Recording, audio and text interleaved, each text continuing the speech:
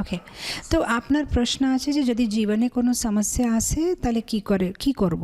আমি একটা সিম্পল জিনিস বলছি, এটা আমি একটা ফর্মুলা দিচ্ছি, এটা সবাই একটু ভালোভাবে শুনলে কোনো দিন মানে মনে হবে না, অ্যাংজাইটি, চিন্তা হবে না। যখনই জীবনে কিছু সমস্যা হয়, উপরে দেখবেন, ঠিক আছে, সামনে দেখবেন, সব দিকে দেখবেন, আর ভিতরে দেখবেন। বললাম, এখন শুনলেন কি? উপরে দেখবেন। যখন কিছু সমস্যা, উপরে দেখা মানে এটা বিশ্বাস রাখেন যে এই যে প্রবলেম এসেছে নিশ্চয়ই ভগবানের কিছু প্ল্যান আছে, এখন আমি বুঝতে পারছি না। মানে ইংলিশে বলতে গেলে look up, look inside, look ahead, look around. Look up, উপরে দেখো ভগবানের সামনে, ভগবানের নিশ্চয়ই কিছু প্ল্যান আছে, উনি আমার জন্য কিছু প্ল্যান করে রেখেছে, সেটা বিশ্বাস করেন। যেরকম আমি একটা এক্সাম্পল দিচ্ছি, ধরেন আজকে দিদিমা সোয়েটার বানাচ্ছে, আগেকার দিনে বানাতেন তো এখন তো কেউ বানায়নি। ও সোয়েটার বানালে অনেক সময় আপনি দেখলে বলবে কী বানাচ্ছে, কিছু বোঝা যাচ্ছে না। অনেক সময় এমব্রয়ডারি করে না মাতাজিরা কিছু কাজ করে, এরকম করে দেখা গেলে কিছু বোঝা যাবে না, নিচে থেকে আপনি দেখবেন কি হবে, মনে হয় যে একে ধাগা ধাগা ধাগা ধাগা এটা কি। কিন্তু একটু উপর থেকে যদি দেখবেন, মানে কোনো চেয়ারের উপরে দাঁড়িয়ে দেখবেন, ও এটা তো খুব সুন্দর সোয়েটার বানানো হচ্ছে, তাহলে আপনি দেখতে পারবেন। কিন্তু নিচে থেকে শুধু ধাগা ধাগাগুলো দেখা যাবে। এরকম যেহেতু আমরা এখানে আছি, আমাদের বুদ্ধিটা সীমিত আছে, আমাদের জীবনে যেটা হয় সেটা আমরা ভাবছি ও এটা তো অনেক বড় প্রবলেম আছে। কিন্তু ভগবান যে উপর থেকে পুরো আমাদের ডিজাইন দেখছে, যে ও জানে যে আজকে যেটা প্রবলেম সেটা কালকে জন্য আমাদেরকে আরও শক্তিমান বানাতে জুনে দেওয়া হয়েছে। যেরকম আমি ও পাথরে বললাম না যে পাথরটা ও মানে পুশ করছিল, কিন্তু পুশ করে কী হয়েছে, ওর পেশিগুলো স্ট্রং হয়ে গেছে। সো অনেক সময় প্রবলেম সাথে আমরা মানে জুঝলে আমরা অনেক সময় মেন্টালি ফিজিক্যালি আরও স্ট্রং হয়ে যায়। তো সেটা বিশ্বাস রাখেন যে ভগবানের কিছু প্ল্যান আছে। Look up. আরেকটা হচ্ছে লুক অ্যারাউন্ড। যখনই কিছু প্রবলেম হবে আসবে না, লুক অ্যারাউন্ড। লুক অ্যারাউন্ড মানে যেটা যেটা আপনার জীবনে ভালো ভালো জিনিস আছে সেটা দেখে কাউন্ট করেন, কাউন্ট ইউর ব্লেসিংস। আচ্ছা ঠিক আছে, আজকে আমার এই প্রবলেম আছে, কিন্তু কমপক্ষে আমার চাকরি তো ভালোই আছে, কমপক্ষে আমার বাচ্চাকে তো ভালো মার্কস পেয়েছে এক্সামে, আমার মালা তো ভালোই হয়ে যাচ্ছে, আমার বই বিতরণ তো ভালোই হচ্ছে, কিন্তু এই একটা সমস্যা আছে।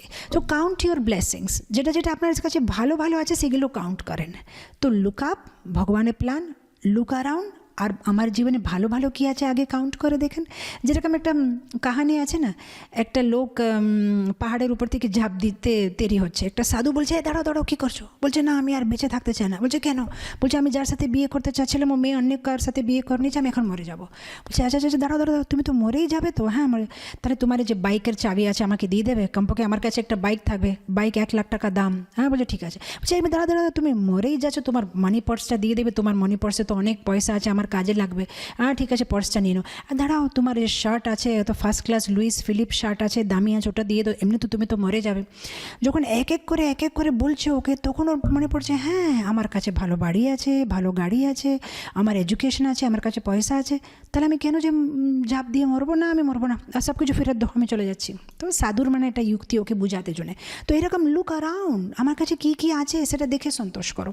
তো look up, look around, look within, ভিতরে দেখো। ভিতরে দেখা মানে একটা জিনিস বুঝো, আমি হচ্ছি আত্মা, আমি শরীর না, আমি এখানে টেম্পোরারি, তাৎকালীন, পার্মানেন্ট না।